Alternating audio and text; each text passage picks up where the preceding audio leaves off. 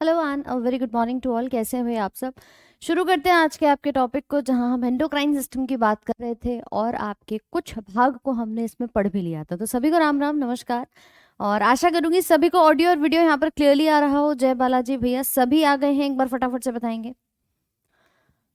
चलिए, good morning, नमस्कार। All right, so last session में हम लोगों ने काफ़ी कुछ चीज़ों के बारे में डिस्कशन कर लिया था। जैसे कि अगर बात की जाए आपके पिट्यूटरी ग्रंथि के बारे में, यानी कि आपकी पीयूष ग्रंथि के बारे में, इसके बारे में हमने पिछले क्लास में डिस्कस किया था और कुछ हॉर्मोन्स के बारे में लिखा भी था कि किस प्रकार से हमारे जो पिट्यूटरी ग्रंथि से बनने वाले हॉर्मोन्स हैं वो यहाँ पर देखे जाते हैं। तो बात करेंगे आज के सेशन में आपके मध्य पीयूष ग्रंथि से बनने वाले हॉर्मोन्स के बारे में। ठीक है,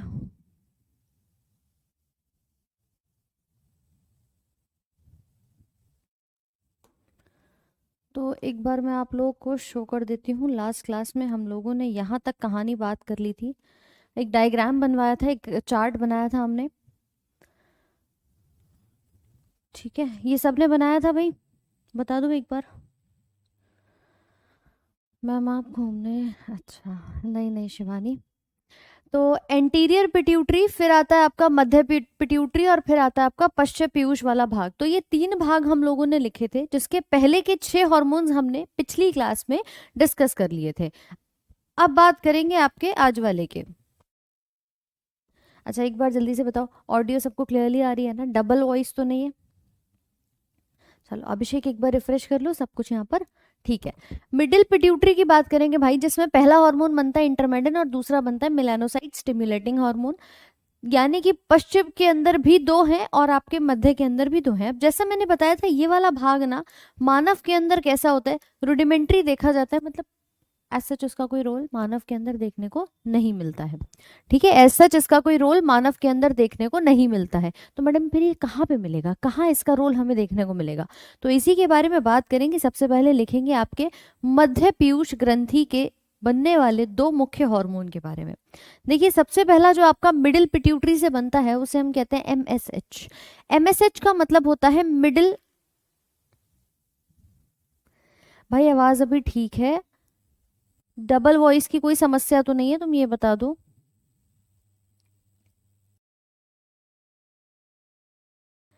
आई गेस अभी सब कुछ यहाँ पर ठीक होगा। All right, clear. चलो, तो मध्य में सबसे पहला बनता है मिलानोसाइट उत्तेजक हार्मोन। आप देख सकते हैं मिलानोसाइट उत्तेजक हार्मोन, जिसे हम कहते हैं एमएसएच।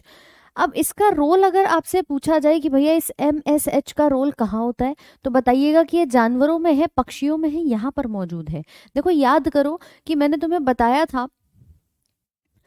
बताया था कि हमारी बॉडी में कोई काला है कोई गोरा है, कहते हैं ना ऐसे कि किसी का रंग बहुत ज़्यादा डार्क है, किसी का बहुत ज़्यादा फेयर कलर है। अब उस कलर के लिए कौन जिम्मेदार है, कौन उस रंग को कंट्रोल करता है। तो मानव के अंदर अगर बात की जाए, ठीक है, मानव में अगर बात की जाए तो मिलेनिन नाम का एक वर्णक बनता है। लेकिन किससे बनता है, अभी पिछला वाला आपका एसीटीएच हमने देखा था, जो किस में आ रहा था, हमारे अग्रह पीयूष ग्रंथि में आ रहा था। याद करो एक बार फटाफट से कि भैया अग्रह पीयूष ग्रंथि में एसीटीएच एड्रीनो कॉर्टिकोट्रोपिक हार्मोन बन रहा था। ये हमारे कलर को कंट्रोल करता है, कलर को बनाने वाले पिगमेंट को, मैं कहूँ वर्णक को, कंट्रोल यहाँ पर करता है। ठीक है, अब मैडम पक्षियों में भी तो रंग होता है, ऐसा थोड़ी है कि इंसान ही काला गोरा दिखाई देगा। भैया मानव के अलावा पक्षी है, जानवर है, इनका भी अपना अपना रंग है, ये भी अपनी कलर को कंट्रोल करते हैं, इनके अंदर भी पिगमेंटेशन होता है, इनको भी अपनी स्किन की चिंता होती है। तो यहाँ पर ये मिलानोसाइट नाम का जो एक हार्मोन होता है उसको निकालता है, जिससे ये मिलानिन को यहाँ पर बना सके और इसको कंट्रोल कर सके। तो मुख्य तौर पे ये किस में मदद कर रहा है, पक्षियों में और जानवरों में। किसके लिए, मिलानिन बनाने के लिए। हमारे अंदर मिलानिन किससे बनता है, एसीटीएच से बनता है, जो पोस्ट इसके आपके एंटीरियर पिट्यूटरी का एक भाग देखा जाता है। क्लियर है सबको कि नहीं, जल्दी से बताओ। हाँ जी, अरे चैप्टर तो खत्म होने तो, आज पहले चैप्टर जब तुम्हारा खत्म हो जाएगा तो इसके सवालात भी कर लेंगे। चलिए नोट करिए, ये पहला है मध्य पीयूष से बनने वाला मेलानोसाइट स्टिमुलेटिंग हार्मोन, यानी कि मेलानोसाइट उत्तेजक हार्मोन। मेलानोसाइट से क्या बनाएगा? मेलानिन बनाएगा, सीधी सिंपल सी कहानी है मैडम। इसके अलावा भी अगर हम देखें तो हमारे रंग को कंट्रोल करने के लिए मानव के अंदर भी मेलानिन है, जानवरों में भी मेलानिन है। बस फर्क क्या है कि कोई कहीं और से रिलीज हो रहा है, मतलब ये मध्य वाले भाग से बनता है और मानव के अंदर अग्र वाले भाग से यहाँ पर बनता है। ठीक है, सबके मैसेज दिखाई दे रहे हैं, सब दिख रहे हो? राधे राधे सभी को, राम राम। बहुत दिनों के बाद मुलाकात हुई। गणतंत्र दिवस बढ़िया मनाया होगा, ठीक है, और बढ़िया तरीके से आप लोगों ने रिवीजन भी किया होगा। मैं तो देखो यही होप कर रही थी कि अगर क्लास नहीं हुई है तो आप सबने क्या किया होगा? रिवीजन किया होगा, राइट। और रिवीजन किया है तो फिर तो भैया किसी बीच में एक दिन सरप्राइज टेस्ट हो जाएगा और फिर देखेंगे कितने पानी में है। चलिए आगे बढ़ते हैं। अगला वाला जिसे कहते हैं इंटरमेडिन, मध्य से बनने वाला दूसरा उसे कहा जाता है इंटरमेडिन। पहला हमने पढ़ा एमएसएच, दूसरा पढ़ेंगे इंटरमेडिन। ये आपके देखो पक्षी, यहाँ पीछे देखेंगे जितने भी पक्षी हैं और जानवर हैं ये कहाँ चले गए? मेलानोसाइट में चले गए, इस वाले हार्मोन के अंदर चले गए कि ये इसका कलर कंट्रोल कर रहा है। पक्षियों का कलर कौन कंट्रोल करेगा? ये करेगा। लेकिन मैम मछली भी तो है, सरीसृप भी है, मेंढक भी है, मछलियाँ अलग हैं, सांप अलग है, टॉर्टोइज अलग है, इनके अंदर भी तो कलर होता है। यानी कि जितने भी हमारे सरीसृप आते हैं, एम्फीबियंस आते हैं, मछली आती है, इनका पिगमेंटेशन कंट्रोल करना, इनकी त्वचा का रंग का निर्धारण करना, ये काम होता है इस हार्मोन का। ठीक है, त्वचा के रंग को क्या करता है? ये नियंत्रित करता है। तो मेरी बात समझ पाई कि मध्य से भैया दो भाग बन रहे हैं और वो दोनों ही भाग कलर को कंट्रोल करते हैं, कोई आपके एम्फीबियंस में, मछलियों में, तो कोई हमारे पक्षियों के अंदर। ठीक है, चलो नोट कर लो इसे फटाफट से।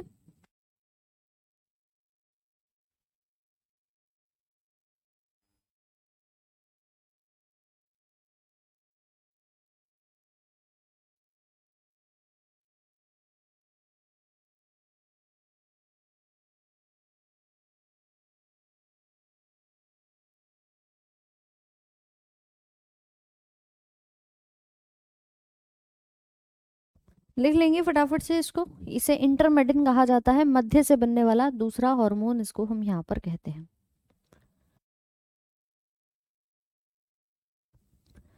अतुल लार का जो पीएच होता है वो 7.4 लगभग हमारा देखा जाता है। हल्की सी क्षारीय, हल्का सा बेसिक नजर आएगा, बाकी खाने के ऊपर डिपेंड करता है, जो भी आप भोजन ग्रहण करते हैं उस आधार पे बदलता रहता है।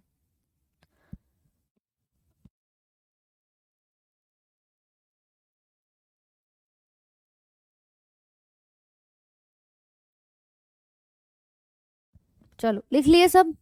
तो इसे कहते हैं पीयूष ग्रंथि के मध्य से बनने वाले दो मुख्य हार्मोन। पहला हमने पढ़ा एमएसएच, दूसरा पढ़ा इंटरमेडिन। अब पीछे वाले भाग से अगर बात की जाए, यानी कि पोस्टीरियर पिट्यूटरी से अगर बात करी जाए, तो भैया वहां से भी दो हार्मोन जारी होते हैं, एक होता है ऑक्सीटोसिन और दूसरा होता है आपका वासोप्रेसिन। तो पहले हमने 6 भाग एंटीरियर से पढ़े, फिर 2 हमने मध्य वाले भाग पढ़े कुछ इस प्रकार से। एक एमएसएच था और उसके बाद दूसरा हम बात करेंगे आपका इंटरमेडिन था।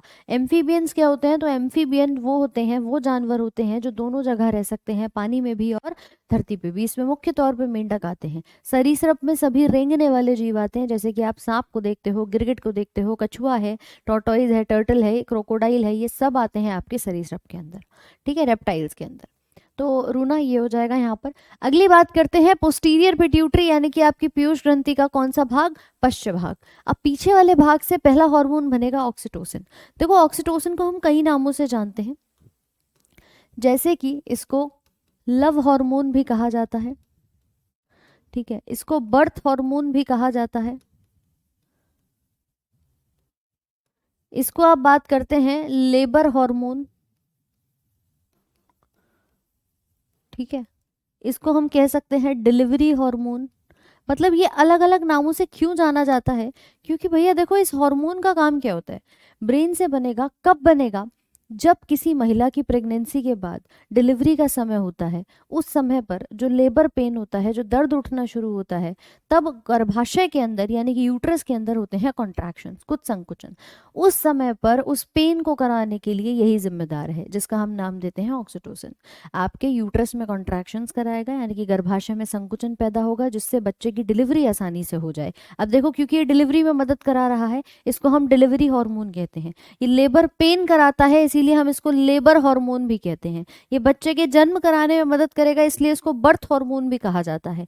और दूसरा, जब आप बहुत ज़्यादा खुश होते हो, किसी से अट्रैक्ट हो जाते हो, ठीक है, आप कहते हो कि मैडम एक्साइटमेंट है, खुशी है, एक अच्छा फील आप कर रहे हो यहाँ पर, उस समय भी यही हार्मोन आपका बनता है। तो ये लव हार्मोन के अंदर भी आता है कि किसी को देख करके एक अलग ही खुशी की अनुभूति होती है, वो हमारा ऑक्सीटोसिन देखा जाता है। समझ पा रहे हो बात को? तो याद रखेंगे कि इस प्रकार से ये कॉन्ट्रैक्शन कराएगा यूट्राइन मसल्स के। अच्छा, दूसरा काम क्या होता है? दूसरे काम में, जैसे बच्चे की डिलीवरी हो गई, उसके बाद जब लैक्टेशन पीरियड होता है, यानी कि दुग्धपान वाला समय होता है, तो उस समय मेमरी ग्लैंड से ये क्या कराता है? मिल्क सिक्रीशन में भी मदद करता है, यानी कि स्तन ग्रंथियों से दूध स्रावित कराने के लिए भी ये संकुचन यहाँ पर पैदा करता है। इसीलिए इसको एक नाम और दिया जाता है, मिल्क इजेक्शन फैक्टर या मिल्क इजेक्शन हार्मोन। ठीक है, ये दुग्धपान में मदद करता है। तो आप इसको यहाँ पर लिख सकते हैं, ये अलग अलग नाम ऑक्सीटोसिन के ही दिए जाते हैं। रघु, अभी फिलहाल तो यही है, होगा तो आपको बता देंगे। ठीक है, चलो लिखो फटाफट से, इसको नोट कर लो। ऑक्सीटोसिन बहुत इंपॉर्टेंट है, कई सवाल इसके यहाँ से बनते हैं।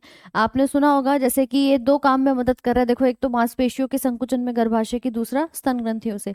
कभी पूछ ले, गाय और भैंसों में जब भी दूध देते हैं उनके दौरान उनको इंजेक्शन लगाए जाते हैं। सुना होगा आप लोगों ने कि गाय भैंस में इंजेक्शन लगा दिए, तब जा करके जो दूध है वो बन रहा है।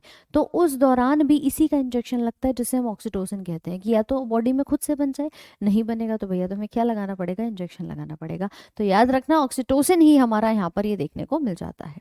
ठीक है, मतलब लव कुछ नहीं होता। हाँ भैया देखो, लव वव कुछ नहीं होता, हाइपोथैलेमस का और हॉर्मोन्स का खेल है। कोई तुमसे पूछे कि तुम्हारे बॉडी में 3 ऐसे हार्मोन बताओ जो तुम्हें खुशी की अनुभूति कराते हैं, जिन्हें कहते हैं हैप्पी हॉर्मोन्स।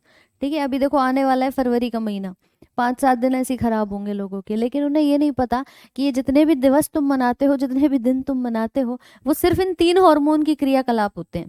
पहला होता है जिसे हम नाम देते हैं आपका ऑक्सीटोसिन, लव हार्मोन में आता है। ठीक है, खुशी की अनुभूति कराता है। दूसरा होता है आपका सेरोटोनिन, और तीसरा देखा जाता है डोपामीन। तो ये 3 आते हैं मुख्य तौर से, जो क्या काम कराएंगे तुम्हारे अंदर, जो मेन फीलिंग्स हैं, खुशी हो रही है, किसी को देखकर अच्छा फील कर पा रहे हो, ये 3 चीजें यहाँ पर होती है। ठीक है, समझे कि नहीं? चलो, तो भैया इसे कहते हैं ऑक्सीटोसिन। कोई पूछे हैप्पी हार्मोन्स कौन से हैं, तो ये तीनों अलग अलग हमारे हैप्पी हार्मोन्स के अंदर भी आते हैं, खुशी की अनुभूति कराते हैं। लव हार्मोन्स कह लो, हैप्पी हार्मोन्स है आप कह सकते हो। तो ये आदमी में भी होगा और इंसान के अलावा। देखो, एक चीज याद रखना, कभी ये मत सोचना कि मैम ये गर्भाशय में कॉन्ट्रैक्शन करा रहा है। अब गर्भाशय तो फीमेल्स के अंदर होता है, मेल के अंदर नहीं होता, तो क्या ये हार्मोन नहीं होंगे? आपके मानव में, मतलब अगर मेल की बात करें और फीमेल की बात करें, दोनों के अंदर हार्मोन्स होते हैं और सेम होते हैं। अगर मैं बात करूं कि भैया मेल सेक्स हार्मोन टेस्टोस्टेरॉन है, तो क्या ये टेस्टोस्टेरॉन महिलाओं में नहीं होगा? होता है, लेकिन उसकी क्वांटिटी बहुत कम होती है। और कभी कभी अगर वही टेस्टोस्टेरॉन महिलाओं में बढ़ना शुरू हो जाए, तो उसके लक्षण क्या देखते हो कि महिलाओं के अंदर मूंछ के बाल आने शुरू हो जाते हैं, बियर्ड के हेयर ग्रो करने शुरू हो जाते हैं, महिलाओं की आवाज़ भारी होनी शुरू हो जाती है। तो मतलब पुरुषों वाले जो सेकेंडरी सेक्सुअल कैरेक्टर्स है ना, वो बनने शुरू हो जाते हैं। तो याद रखिएगा कि जब भी हम बात करेंगे किसी के कंपैरिजन में कि भैया मेल में वो हार्मोन है या नहीं, फीमेल में है या नहीं, तो होते तो दोनों के अंदर है, लेकिन मात्रा बहुत कम होती है। मेल्स के अंदर भी आप देखेंगे टेस्टोस्टेरोन अगर ज़्यादा है तो फीमेल्स में बहुत कम मात्रा है, लेकिन कहीं ना कहीं बॉडी पर, आपके फेस पर महिलाओं के भी हेयर होते हैं, बालों की उपस्थिति होती है। वही दर्शाती है कि कुछ हद तक टेस्टोस्टेरोन उपस्थित है। जिनके में ज़्यादा होता है उनके में ज़्यादा बढ़ जाता है। ऐसे ही मेल्स के अंदर भी, और ये आपका एस्ट्रोजन और प्रोजेस्टेरोन नाम का हार्मोन बनता हुआ नजर आएगा, लेकिन बहुत ही माइन्यूट क्वांटिटी में। अब तो तुम ऐसे भी केस देख रहे हो कि भैया इंसान था, मानव था, मेल था, उसने बच्चे को जन्म दे दिया। बहुत ज्यादा टेक्नोलॉजी आगे बढ़ चुकी है। ठीक है, चलो अगला बढ़ते हैं, जिसे कहते हैं वासोप्रेसिन। तो ऑक्सीटोसिन सबको क्लियर हो गया। वासोप्रेसिन में बात करेंगे तो वासोप्रेसिन क्या काम क्या होता है? देखो, तुम चाय कॉफी का सेवन करते हो, सब करते होंगे। हाँ भाई, सब करते हैं कि नहीं करते? अच्छा, तो अगर हम बात करेंगे आपके बॉडी के अंदर चाय और कॉफ़ी की, तो कहते हैं कि चाय कॉफ़ी पीने के बाद ना प्यास कम लगती है। आपकी बॉडी के अंदर ऐसा होता है कि आपकी बॉडी में गला सूखना सा शुरू हो जाता है। जब आप बहुत ज़्यादा चाय का सेवन करते हो, पानी की प्यास जो है वो मिट जाती है। हमारी बॉडी अत कंजूस है। कंजूस कैसे है मैम? ये चाहती है कि हम जितना बचा सकते हैं उतना बचा लें, बॉडी से कुछ एक्स्ट्रा बाहर नहीं जाए। अब आपकी किडनी का भी यही रोल होता है, किडनी चाहती है कि मैं जितना ज़्यादा पानी को एब्जॉर्ब कर पाऊँ उतना अच्छा है, मैं इसको बाहर वेस्ट ना करूँ, जो मेरे काम की चीज़ें हैं मैं उन्हें रख पाऊँ। तो इस हार्मोन का काम क्या होता है कि ये पानी के उत्सर्जन को कम करने में मदद करता है, कि भैया पानी आपका बॉडी से ज़्यादा बाहर एक्सक्रीट आउट ना हो। तो वासोप्रेसिन का काम है कि ये पानी के पुनः अवशोषण को बढ़ा देता है, और बाद में किडनी जो है वो उसको सेव कर लेती है कि भैया ये मेरे आगे के लिए काम में आ जाएगा। जो वेस्ट है उसको एक्चुअली में बाहर निकालने का काम करती है। तो याद रखना, इस वासोप्रेसिन को हम एडीएच के नाम से भी जानते हैं। एडीएच मतलब एंटी डायूरेटिक हार्मोन। अभी एंटी डायूरेटिक क्या होते हैं? कुछ दवाइयाँ आपकी ऐसी होती हैं जो मूत्रवर्धक कही जाती हैं, लेकिन अगर हम बात करें मूत्रवर्धक के विरोध में काम करने वाला, वो ये हार्मोन देखा जाता है। मतलब कुछ दवाइयाँ हम लेते हैं इसलिए लेते हैं कि भैया किडनी ठीक से काम कर जाए और यूरिन का प्रोडक्शन बढ़ जाए, लेकिन यह हार्मोन बॉडी में अगर ढंग से बन रहा है तो ये उस रिलीज होने को, उस पानी को बाहर जाने से रोक सकता है। तो इसको हम यहाँ पर कहते हैं एंटी डायूरेटिक। मूत्र वर्धक के विरोध में ये काम करती है, जिन्हें कहते हैं डायूरेटिक्स। ऐसी दवाइयां भी आती है मार्केट के अंदर मूत्रवर्धक, जिन्हें डायूरेटिक्स कहा जाता है। इसके विरोध में काम कर रही है तो एंटी डायूरेटिक हो जाएगी, इसीलिए एडीएच का नाम कई बार इसके लिए पूछ लिया जाता है। क्लियर है सबको कि नहीं?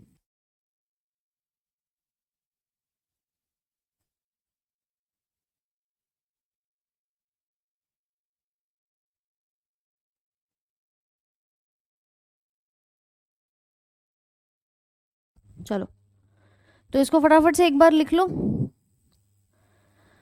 नींद कम आती है चाय पीने से? हाँ जी बिल्कुल। कौन से स्तनधारी में पित्ताशय नहीं होता है, ये बताइए मैम। अतुल भाई, अगर हम पित्ताशय की बात करें तो देखो, घोड़ों के अंदर नहीं होता, मतलब हॉर्स के अंदर जो है वो मेनली नहीं दिखाई देता। ठीक है, कुछ बकरियों के अंदर भी नहीं देखने को मिलता, लेकिन मेनली अगर आप बात करोगे तो हॉर्स हैं, इनके अंदर नहीं दिखाई देता।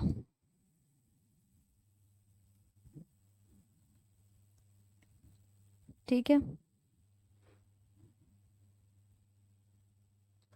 कंप्यूटर की क्लास कब से होगी? अच्छा, कृष्णा आपके बैच में अगर है तो आपको क्लास जो है वो मिल जाएगी। आप हेल्पलाइन नंबर पे बात कर लेना एक बार। बेटा एडीएच का मतलब क्या होता है? Anti diuretic. देखो, डायूरेटिक वर्ड का मतलब क्या है? डायूरेटिक वर्ड का मतलब होता है मूत्रवर्धक, मतलब यूरिन के प्रोडक्शन को बढ़ाने वाला। अब मैं तुमसे कहूँ तुमने चाय कॉफी पी ली, तो चाय कॉफी कैसे काम कर रही है? वो मूत्र के प्रोडक्शन को बढ़ाने में नहीं, उसको घटाने में मदद करेगी। तो वो क्या करती है? एक एंटी डायूरेटिक का काम करती है। डायूरेटिक मूत्र को बढ़ाते हैं, तो एंटी वर्ड लगा दिया, मतलब इसके विरोध में काम करने वाले, जो उस यूरिन के प्रोडक्शन को बढ़ने नहीं देगा, उसे हम कहते हैं एडीएच या एंटी डायूरेटिक। समझ पा रहे हो बात को कि नहीं? ठीक है, तो इसे कहा जाता है एडीएच। मिलानिन ज़्यादा या कम आपके हॉर्मोन्स के लेवल से ही होता है, इसमें आपका कंट्रोल नहीं है। हार्मोन की प्रोडक्शन ज़्यादा होगी, एसीटीएच ज़्यादा बना रहा होगा तो स्किन का कलर डार्क होता जाएगा, कम बनाएगा तो आपका कलर फेयर होता चला जाएगा। अब ये चीज़ें कुछ हेरिडिटी भी होती हैं कि स्किन का कलर पेरेंट्स पे भी डिपेंड करता है, फैमिली बैकग्राउंड पे, हिस्ट्री पे भी डिपेंड करता है। तो ये सारी चीज़ें आपको देखने को मिलेंगी। और दूसरा, आप कहाँ किस इन्वायरमेंट में रह रहे हो। कहते हैं ना कि साउथ इंडिया में गर्मी बहुत ज़्यादा है, तो वहाँ पे लोग प्रेफरेबली डार्क कलर के देखे जाते हैं। आप अगर नदर्न इंडिया में जाओगे तो वहाँ पर लोगों का कलर कुछ फेयर दिखाई देता है। आप रशिया कनाडा साइड, जहाँ विंटर्स बहुत ज़्यादा पड़ती हैं, वहाँ चले जाओ तो वहाँ पर एक्सट्रीम उनका कलर जो है बेसिक एनवायरनमेंट से भी अफेक्ट होता हुआ नजर आता है। क्लियर है?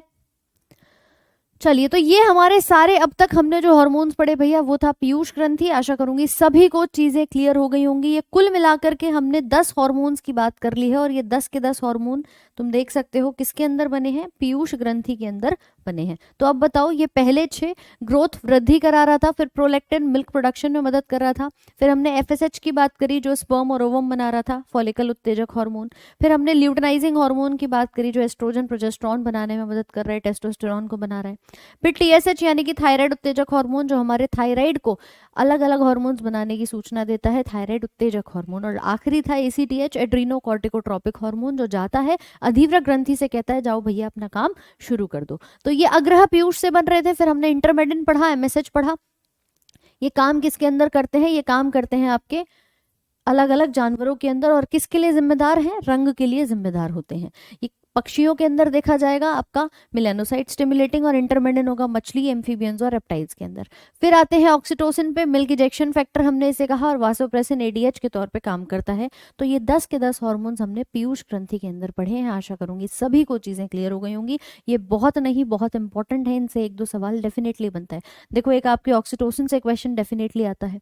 दूसरा अगर बात की जाए आपका ये थायराइड स्टिमुलेटिंग हार्मोन है, एसीटीएच से मेलानिन की बात पूछ ली जाती है। तो ये कुछ चीजें तो आप लोगों से डायरेक्ट बेसिस पे पूछी जाती हैं, तो इनको ध्यान रखना है। करेक्ट। चलिए अब आगे बढ़ते हैं अगली ग्रंथि के ऊपर। यानी कि हमने लगभग सारी ग्रंथियों को समझा है कि सबसे पहले अगर ब्रेन में चढ़ते हैं देखते हैं तो भैया सबसे ऊपर की तरफ कौन सी ग्रंथि आती है, उसे हमने पीयूष कहा।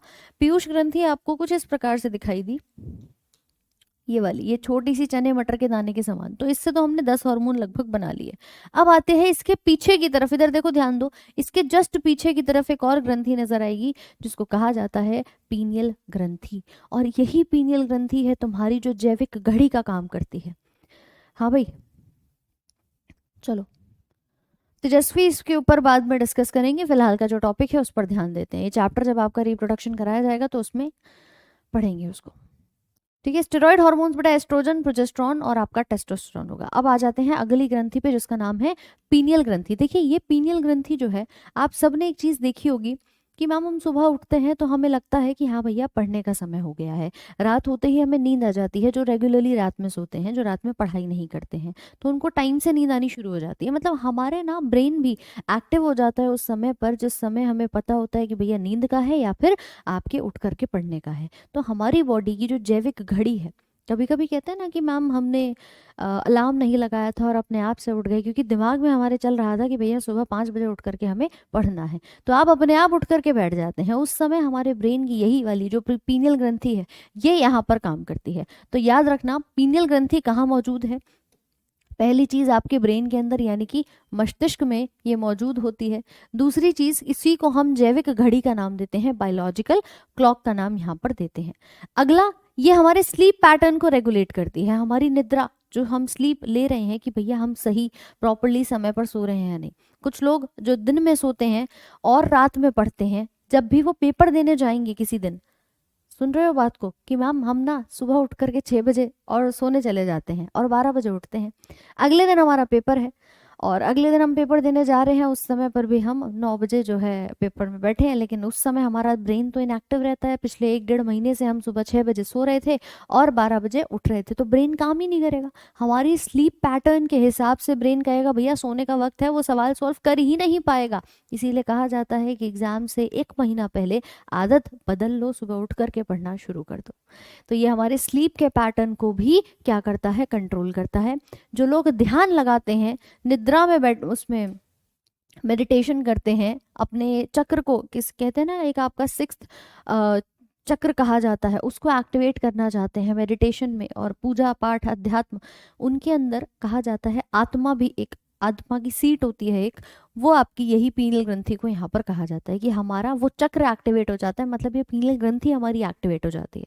जो बहुत ज़्यादा तपस्वी हैं, जिन्होंने पूजा पाठ बहुत ज़्यादा किया हुआ है, उसको हम यहाँ पर देख सकते हैं। ठीक है, तो इसे कहा जाता है। और दूसरी इसकी उत्पत्ति कैसी है, एक्टोडर्मल है, यानी कि भ्रूण कोशिका की जो भ्रूण झिल्ली थी वो यहाँ पर कौन सी होगी, आपकी एक्टोडर्मल वाली झिल्ली है, जिससे ये आपकी पीनियल ग्रंथि यहाँ पर बनी है। तो आप इसे लिख सकते हो पीनियल ग्रंथि। कहाँ पाई गई है, मस्तिष्क के अंदर ये उपस्थित है। चलिए, आवाज दो, दबी आ रही आवाज, सभी को साफ आ रही है भाई, आवाज डबल तो नहीं आ रही।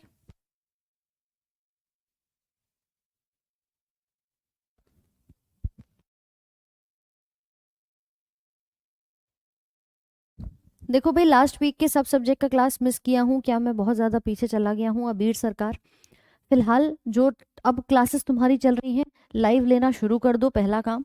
और दूसरा कि जो हो गया है उसके बैकलॉग को धीरे धीरे करके ख़त्म करते रहो। अगर 1 हफ्ते की बात है तो आप लगातार भी अगर टाइम देंगे तो आपकी क्लासेस जो है वो कवर हो जाएंगी।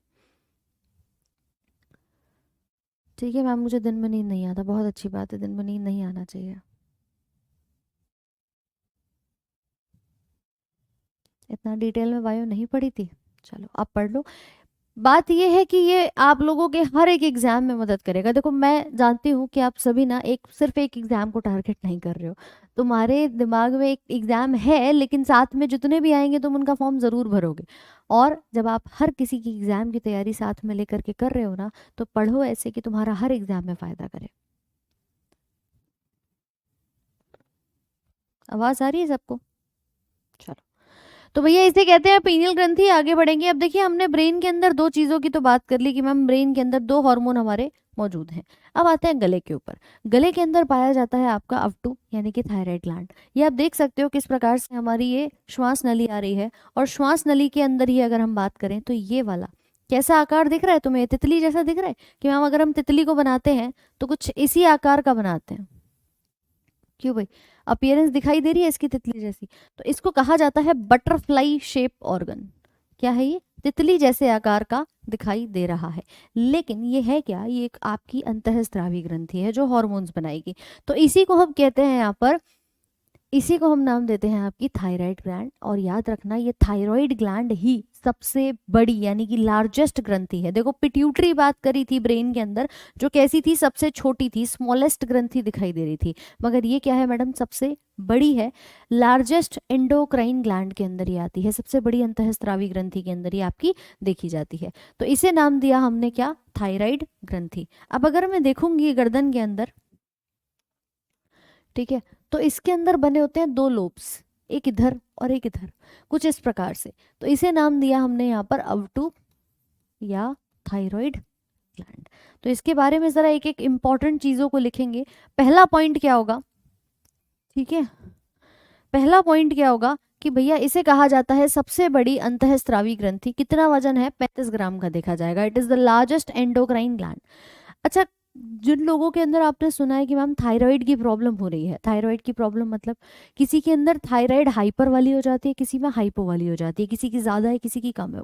आमतौर पे महिलाओं में इसका रोग देखने को मिलता है, और हम ये सुनते आए हैं कि भैया अगर आप बहुत ज़्यादा मोटे हैं तो थायराइड तो नहीं हो गई, बहुत ज़्यादा पतले हो थायराइड तो नहीं हो गई, क्या समस्या है आखिरकार? तो आपके थायराइड से जो हॉर्मोन्स बनते हैं ना, उनका स्राव कम है या ज़्यादा है, ये उससे जांचा जाता है।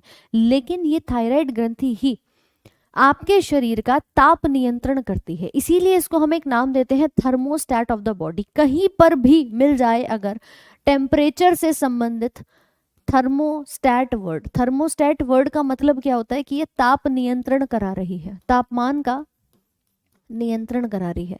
अच्छा, दूसरी बात कि यूजुअली हम क्या देखते हैं, किसी को अगर थायराइड की प्रॉब्लम है और भयंकर गर्मी पड़ रही है उसको, तब भी ठंड लगेगी, या ठंड बहुत पड़ रही है उसको अचानक से पसीने आने शुरू हो जाएंगे, उसका टेम्परेचर बैलेंस नहीं रह पाता। इसीलिए हम इसे कहते हैं कि ये तापमान नियंत्रण कराती है। जिनके अंदर ये ग्रंथि सही से काम नहीं कर रही होती उनका टेम्परेचर बैलेंस नहीं होता है।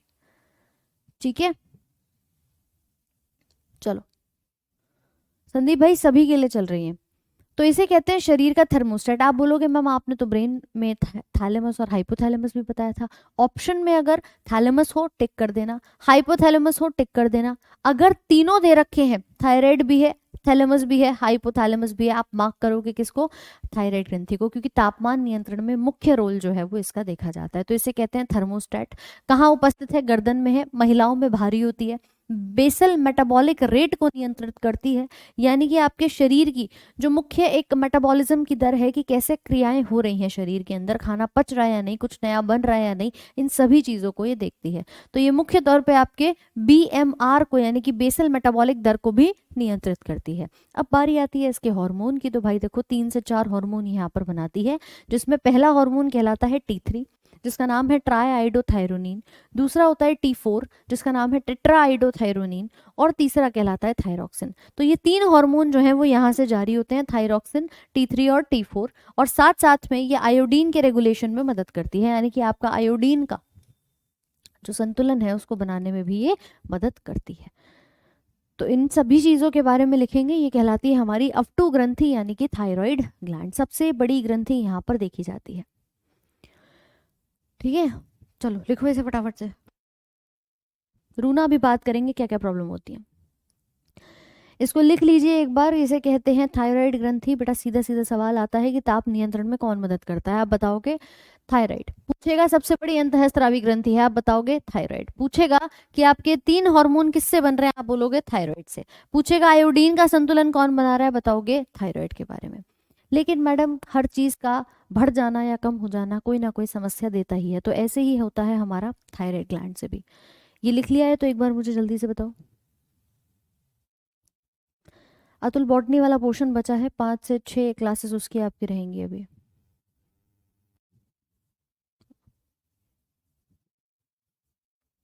ठीक है अतुल भैया, तुम किस एग्जाम के लिए बात कर रहे हो?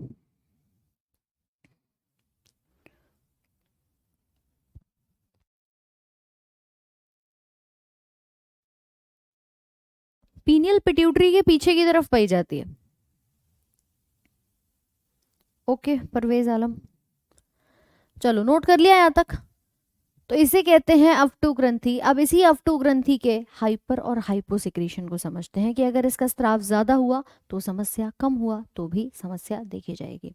अब मैम कुछ बच्चों में ना विकास रुक जाता है, बच्चे बचपन में ही छोटे से रह जाते हैं, मतलब उनकी हाइट नहीं बढ़ती, तो हम कहते हैं उनको ग्रोथ हार्मोन ठीक से नहीं बन रहा। लेकिन उनके अंदर विकास अगर एक ही जगह पर रुक गया कि हाइट के अलावा, देखो हाइट तो हमारे ग्रोथ हार्मोन से रेगुलेट हो रही थी पिट्यूटरी ग्लैंड से, लेकिन हाइट के अलावा भी बॉडी डेवलप नहीं कर रही, ना मांसपेशियों में विकास हो रहा, ना ही आपके बॉडी में जो डाइजेशन है या जो बाकी की क्रियाएं हैं उनका जो दर है वो ठीक से चल रहा है, तो उसके लिए जिम्मेदार होता है हमारा ये थायराइड ग्रंथि।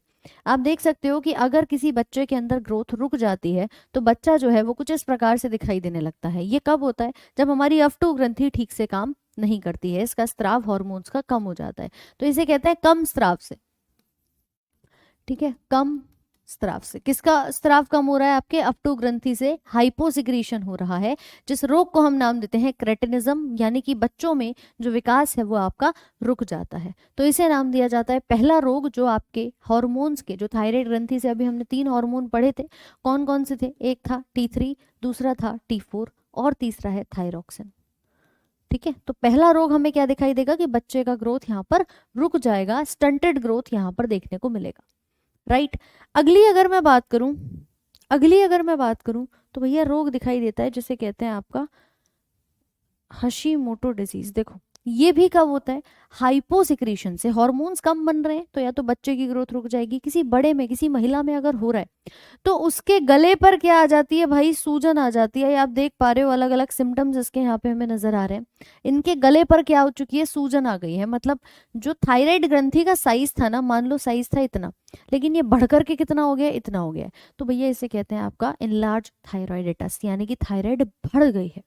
ठीक है, इसके अलावा उस व्यक्ति को हीट बर्दाश्त नहीं होगी, तापमान में चेंज बर्दाश्त नहीं होगा, गर्मी को सहन नहीं कर पाता, आपके मूड चेंज होने शुरू हो जाते हैं, पेट ठीक से काम नहीं करता, हाथ कपकपाने लग जाते हैं, थकान बहुत फील होती है। तो ये सारे रोग कहलाते हैं आपके जब हमारे हार्मोन्स थायराइड ग्रंथि से कम बनते हैं, और इसी बीमारी को नाम दिया जाता है हशीमोटो। क्या नाम देते हैं, हशीमोटो। ये लक्षण आप देख पा रहे हो, हालांकि हमें लिखना नहीं है, हमसे नहीं पूछा जाता, बट जस्ट इन केस जो जानना चाहते हैं वो एक बार लिख सकते हो। राइट, तो ये आपसे क्या कह रहा है कि भैया हाइपोसिक्रीशन है, यानी कि स्त्राव क्या हो रहा है, कम स्त्राव आपका हो रहा है, किसका, आपके थायराइड हार्मोन्स का। तो इनको नाम दिया जाता है हशीमोटो डिसीज। हशीमोटो के अंदर ये सारे लक्षण दिखाई देते हैं। तो कम स्त्राव से हमने 2 रोग देखे, एक हशीमोटो, दूसरा आपका क्रेटिनिज्म, यानी कि ये आपके बच्चों के अंदर विकास को होने नहीं देता है। लेकिन अगर मान लो स्त्राव हो रहा है बहुत ज्यादा, सिक्रीशन बहुत ज़्यादा हो रहा है, हार्मोन्स जो है वो ज़्यादा मात्रा में बन रहे हैं, T3 भी, T4 भी, थायरॉक्सिन भी, तो मैम पहला तो घेंगा रोग आता है, जिसे आप सब ने सुना है, गोइटर कहा जाता है। बोलो सुने हो कि नहीं। ठीक है, तो इसे कहा जाता है आपका घेंगा रोग। ये देख पा रहे हो, नॉर्मल साइज था कुछ इतना आपके इस अफ्टू ग्रंथि का, ये है नॉर्मल साइज, लेकिन मैडम ये बढ़ गई है, और कितनी हो गई है अभी फिलहाल, इतनी हो गई है। ये देख पा रहे हैं ना पीछे की तरफ, ये पूरी ट्रैकिया जा रही है, इस पे छल्ले से लग रहे हैं, तो मैडम इसी को नाम दिया जाता है हमारा ट्रैकिया। तो आपका ये गोइटर यानी कि थायराइड ग्रंथि के बढ़ने से घेंगा रोग हो जाता है जब स्त्राव बहुत ज़्यादा देखा जाता है। इलाज सबका है, दवाइयाँ अगर इनिशियल स्टेज पे मिल जाए तो अच्छा है, वरना डॉक्टर्स तो आजकल इस थायराइड ग्रंथि को ही निकाल करके बाहर फेंक देते हैं। सिंपल है। जल्दी से जल्दी उपचार हो जाएगा भैया, लो ग्रंथि बाहर फेंक दो। आजकल ट्रीटमेंट देख रहे हो कितना आसान है। पित्त की थैली में स्टोन हो गए, थैली निकाल के बाहर कर दी। यूट्रस में फिब्रॉइड्स हो गए, निकाल करके बाहर कर दिया। ओवरी में प्रॉब्लम हो गई पीसीओडी की, ओवरी निकाल के बाहर फेंक दी। मतलब ऑर्गन को निकाल कर ही हटा के सीधे काम खत्म, लो भैया। अब बाद में जो प्रॉब्लम्स होती है वो नहीं ध्यान देते, सीधे ऑर्गन को निकाल कर बाहर फेंक देते हैं, कि ऑर्गन ही निकाल देते हैं, ग्रंथि है ग्रंथि को ही बाहर निकाल देते हैं। तो इसे कहा जाता है नॉर्मल मतलब घेंगा रोग, जिसको हम कहते हैं गोइटर के नाम से। यहाँ पर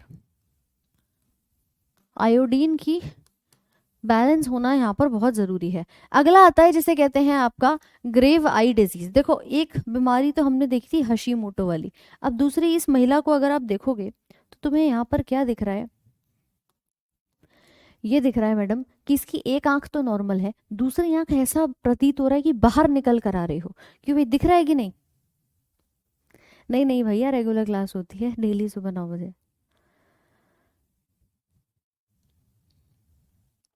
दिख रहा है कि नहीं मैम? ये आंख तो नॉर्मल है, ये वाली आंख ऐसा लग रहा है जैसे बाहर निकल के आ रही हो।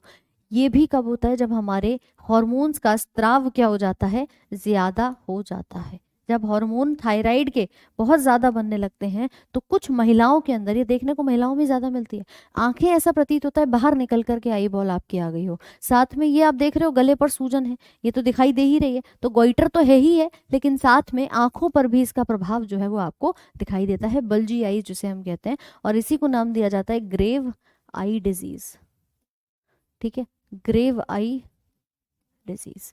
तो ये अलग अलग रोग हैं हमारे जो आपके थायराइड के किससे होते हैं, ज्यादा या कम होने से।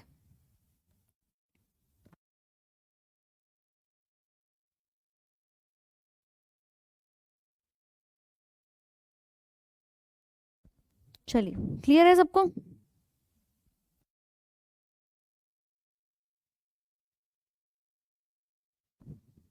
All right. तो ये सारे अलग अलग रोग हैं भाई जिन्हें हम कहते हैं आपके होने वाले थायराइड ग्रंथि से, किसी के कम या किसी के ज्यादा स्त्राव के कारण।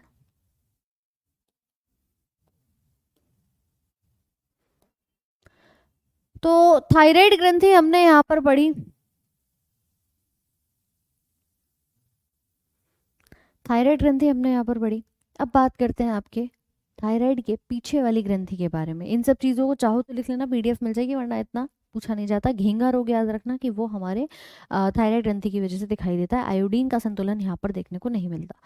अब अगर हम आपसे बात करें कि थायराइड के जस्ट पीछे एक और ग्रंथि उपस्थित होती है जिसे कहा जाता है पैराथायरॉइड, यानी कि पराअवटु। थायराइड आगे है और उसी के जस्ट पीछे क्या नजर आ रही है मैम, पैराथायरॉइड है। समझो जरा इस चीज को कि ये आपका पूरा फ्रंटल व्यू है, मतलब आगे से अगर आप देखोगे तो मैडम ये ग्रंथि दिख रही है मुझे, जिसको मैंने नाम क्या दिया था, अफ्टू ग्रंथि का नाम दिया था, यानी कि थायराइड ग्लैंड का नाम दिया था। इस थायराइड में एक इधर और एक इधर ऐसे दो लोब्स नजर आते हैं, मैंने बताया भी था अभी आपको, ये एक यहाँ पर और एक यहाँ पर, ऐसे दो लोब नजर आते हैं।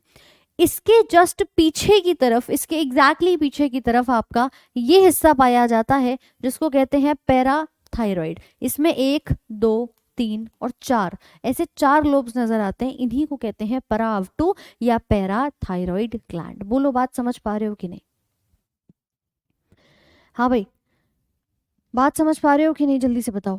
थायराइड डिजीज, हाँ जी, डिजीज होने के रीजन वही है कि हार्मोन्स या तो ज्यादा बन रहे हैं या कम बन रहे हैं। तो भैया हार्मोन का, बिना हार्मोन के ना बॉडी काम ही नहीं करेगी भाई, कहीं ना कहीं घूम फिर के तुम आओगे हार्मोन्स का डिसऑर्डर, हार्मोन्स की प्रॉब्लम ही देखने को मिलती है।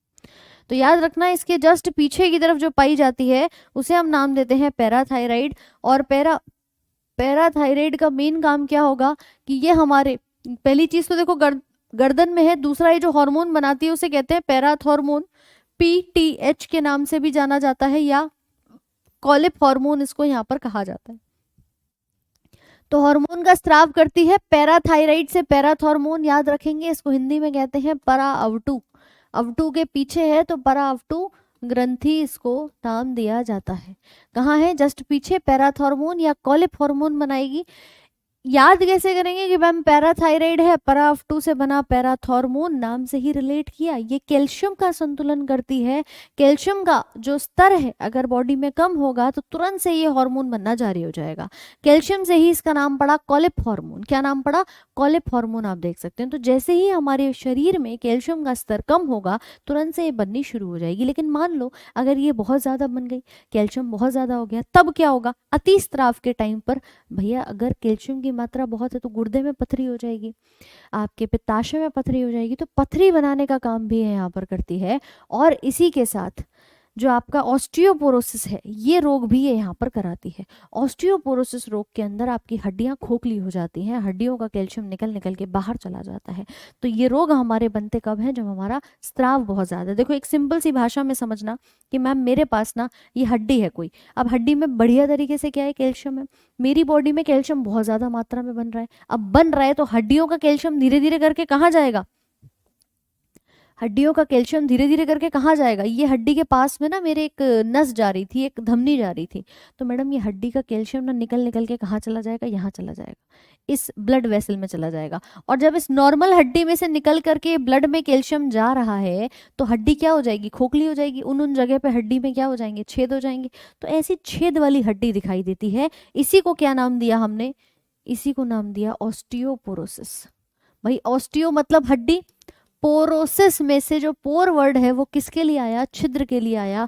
तो याद रखना हड्डी में क्या हो जाते हैं? छेद हो जाते हैं। क्यों हो जाते हैं? क्योंकि बोन का कैल्शियम निकल करके कहाँ चला जाता है? ब्लड में चला जाता है।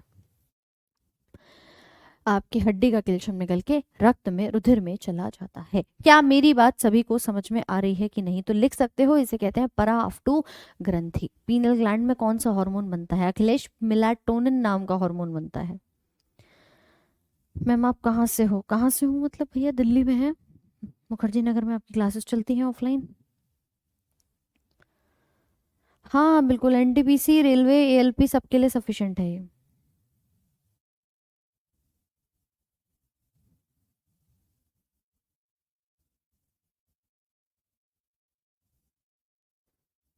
अच्छा, कोई बात नहीं अतुल, आपकी गलती नहीं है। चलो, क्लियर है यहाँ तक सभी को?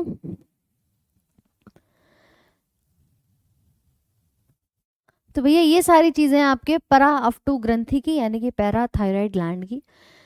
बाकी इसके आगे पढ़ेंगे आपका पेनक्रियाज और अड्रिनल ग्लैंड, उसको कल वाले सेशन में कवर करेंगे। एक चीज़ मैं आप लोगों को बता दूं यहाँ पर कि भैया तुम्हें लग रहा होगा कि मैम फिलहाल जो हमारा सिलेबस है वो कवर होगा नहीं होगा। मैं तुम्हारा सारा सिलेबस जो है वो पूरा कवर कराऊंगी। मैं ये नहीं चाहती कि आपको 4 दिन के अंदर चैप्टर खत्म करा के किस्सा खत्म कर दूं। मैं एक एक चीज़ को डिटेल में इसीलिए आपको यहाँ पर बता रही हूँ कि भैया आपका कोई भी एग्जाम हो तुम्हारे लिए समस्या ना बने, तुम आसानी से चीज़ों को हैंडल कर पाओ। तो पहला काम अच्छे से पढ़ो, ढंग से पढ़ो कि हर एग्जाम तुम्हारा जो है वो क्लियर हो जाए। लेकिन अगर किसी और को ये लगता है कि भैया पढ़ाने में पढ़ने में कोई समस्या आ रही है तो ये बता दें कि पिछले 8 सालों से आपको पढ़ाया जा रहा है। ठीक है, पिछले 8 साल से मैं यहाँ पे पढ़ा रही हूँ।